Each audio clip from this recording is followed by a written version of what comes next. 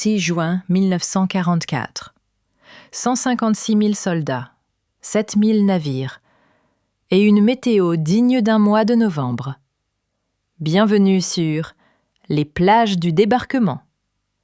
Aujourd'hui, on pose les pieds et les bottes sur les plages les plus célèbres du monde. Mais sans se mouiller, promis. Petit flashback rapide. En 1944, les Alliés préparent l'opération Overlord, le plus grand débarquement de l'histoire. Mais connais-tu ces plages emblématiques ? Et sais-tu qui a débarqué ici pour nous rendre notre liberté ? 5 plages, 5 noms, 5 ambiances que je te propose de découvrir tout de suite. Utah Beach. Les Américains de la 4e division d'infanterie débarquent peinards, à 2 kilomètres de l'endroit prévu. Pas grave, c'est tranquille ici. En effet, le débarquement à Utah Beach rencontra une résistance relativement faible comparée aux autres plages. Les fortifications allemandes y étaient moins denses et les troupes américaines purent rapidement sécuriser la zone et avancer vers l'intérieur des terres. Cette opération permit de faciliter la jonction avec les troupes aéroportées et de progresser vers des objectifs stratégiques clés. Omaha Beach, l'enfer sur terre. Les Allemands tirent de partout, les vagues sont rouges. Spielberg en fera le film « Il faut sauver le soldat Ryan ». La plage d'Omaha fut rebaptisée « Bloody Omaha ». Les troupes américaines de la 1e et de la 29e division d'infanterie rencontrèrent une résistance acharnée de la part des forces allemandes bien retranchées.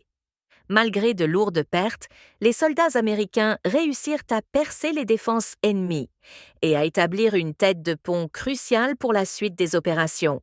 Gold Beach, les Britanniques arrivent en mode gentleman, avec chars amphibies et thé dans le thermos.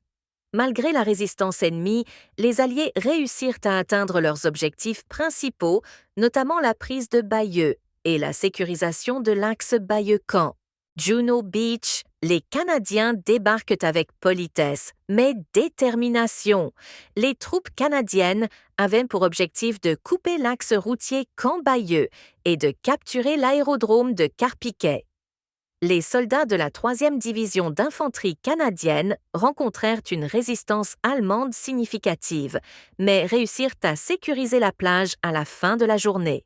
Sword Beach, les Français sont là. Le commando Kiefer, 177 hommes, moustache impeccable, sabre au clair. Aidés par des troupes britanniques, ils ont pour objectif de sécuriser la rive droite de l'Orne, de capturer la ville de Caen et son aérodrome, et d'établir la liaison avec les forces canadiennes à Juno Beach et les parachutistes britanniques près des ponts sur l'Orne. À 6h30 du matin, c'est le grand plongeon. Les barges s'ouvrent, les balles sifflent, et le chaos s'installe. Longuement préparé par les nations alliées, le débarquement de Normandie a nécessité un effort humain et logistique exceptionnel, avec une ingénierie navale et des infrastructures portuaires inédites. L'événement a façonné un territoire, les plages du débarquement.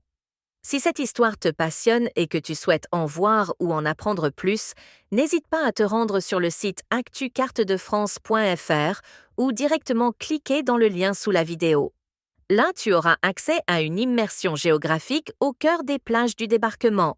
Tu auras aussi un accès à une cartographie interactive, une exploration quasi immersive et des vidéos et fiches des épaves pour marier excellence visuelle, rigueur historique et portée mémorielle.